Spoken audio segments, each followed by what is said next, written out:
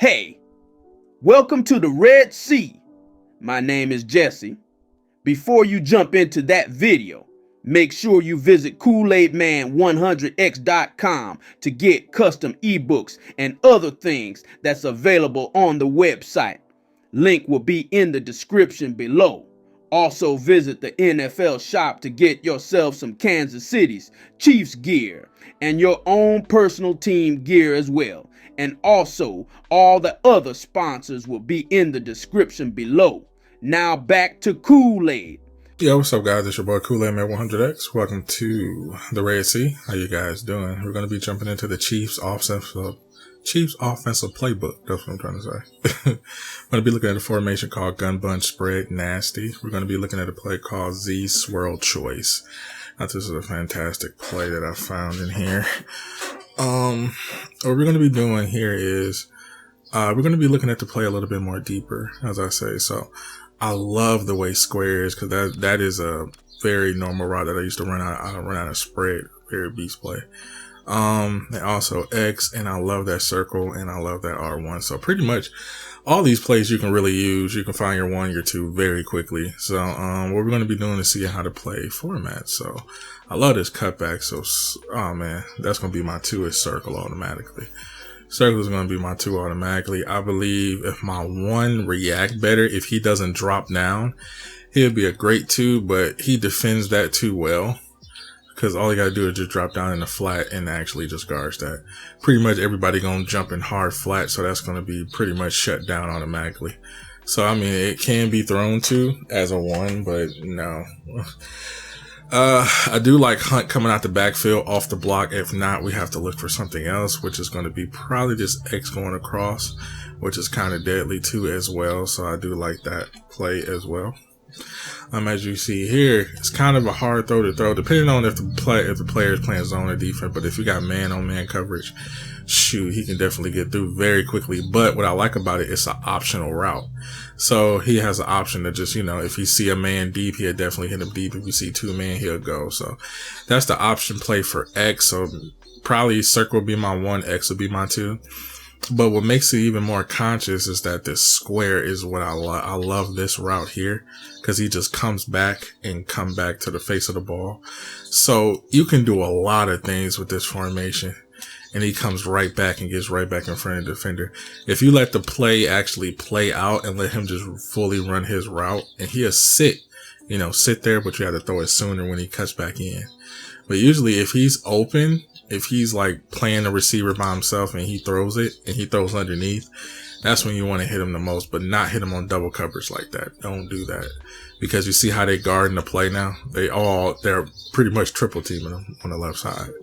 But if you got a guy with good route running, he can do a very beast job. But I love about X, because he leaves him, a body open and stuff like that. X is where he makes his options. So circle, X, and probably square.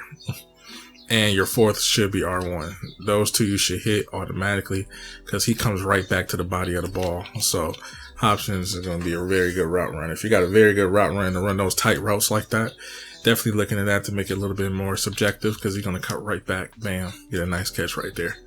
That's a good first little fourth down play too as well. But sometimes this R1 might be open if they're not running the flats, if they're actually guarding it a little bit more heavier.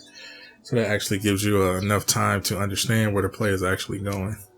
So you don't want to force it. You just want to look for the guy, but he actually chooses the option. So that's the crazy part about X, is that he's going to choose the option where to go to the post or the fade. So be mindful of that too, because you don't know which one he's going to hit.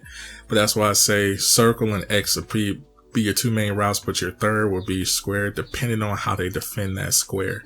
Because a square by himself, shoot, you got him every single time. But if he's getting triple covered or double covered, you don't want that to happen. So be mindful if he's being guarded.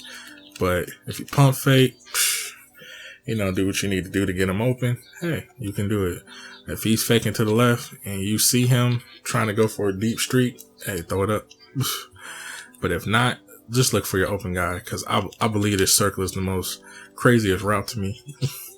because he comes out into a zig in. It's like an out route and comes right back inside and get face ball to the, very hard to get in front of that.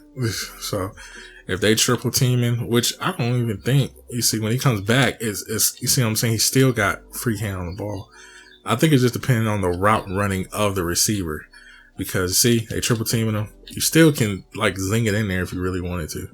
So be mindful of how you throw that, because sometimes when he gets back in, bam, especially in zone, he'll definitely get in front of the zone very quickly.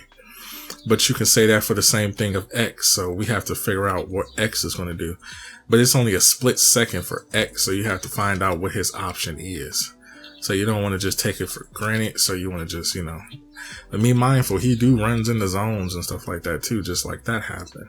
So you want to be mindful of who you throw it to. So me personally, I love this circle. I love that R1 route, depending on if they don't drop in hard flash, but if they're sending heat, R1 would definitely be the one to go to. I wouldn't say the halfback will be open, but sometimes if he gets picked up in a block, it's a perfect throw to do. But you get that one-on-one, and you might get tackled or, ringed up at the line. But your main receiver is going to be circle, X, and square.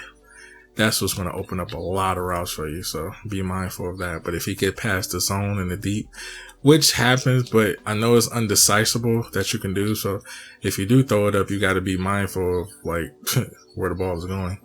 That's why I recommend bullets. So yeah, if you can throw a nice bullet, if you throw on the street and you see that double coverage, don't throw this catch, don't take that risk. If he cuts underneath, you can hit him, but if not, do not say it. So if he cuts across, don't hit him. Look for the other routes that's open, because he's taking zones with him. So when he takes that zone with him, you can definitely hit other routes too as well.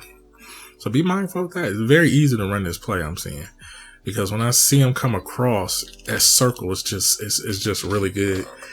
Then if you time it just right and practice on throwing it, you'll exactly know how to throw that target perfectly. You'll be able to throw that green circle every single time. Throw it every time. So if he comes back, guard it, bam, you can be able to hit that very quickly if you know how to time it correctly. That's why I say if you find a route that's perfect for you, practice throwing it. You'll know when his hips turn, when his shoulders turn, everything. So you see me just throwing this one route perfectly every single time. When he gets that, and when they triple coverage, that's when they triple coverage, when they see the throw is happening too much. But overall, this opens up so much other things for you, which R1 will be open for you. Just open that up. Then sometimes X will be open for you, depending on where he's. But if that double coverage there, might come across the catch, might not. So depending on the type of tight end you have. Then my favorite route is the square route too, because he comes back in and cuts in too. And you can do the same thing you do with the circle route, because it's pretty much the same thing. He get that coverage, they get that double coverage on him when they start hitting these routes heavy. So be mindful of that. But if you can hit him sooner, you can definitely hit him sooner. And I would say when you throw in the X here, you have to hit him sooner. That's the only way this is going to work. You have to hit him like way before the route is doing it, because sometimes you don't know what route he's going to take. You see what I'm saying? You don't know what route that might, So you got a very tight window. It's like a hot throw. You got a very tight window to hit. So once he make that five step draw, that's when he make his decision. 1, 2, 3, 4, bam. He make a decision right there at that 5 drop where he wants to go. Either left or fade. See, he going fade. You see how he makes the decision after that 5-step draw. But sometimes you don't have to hit him, because you got your circle bodying up people, because he didn't pressure the defense to go deep so much. They don't know which one to watch. Then it just opens up square to just do damage with. Just eat them up on the deep left side. Very crazy. So it just opens up so much. Then, you got the zones, the mans, all the other stuff that you can throw to. So yeah, your 3 main receivers are going to be circle, X, and square. And R1 can be your 1, depending on if they don't do hard flats, he'll be open literally all the time for you. So I hope you enjoyed this play. I'm going to catch you guys on the next one.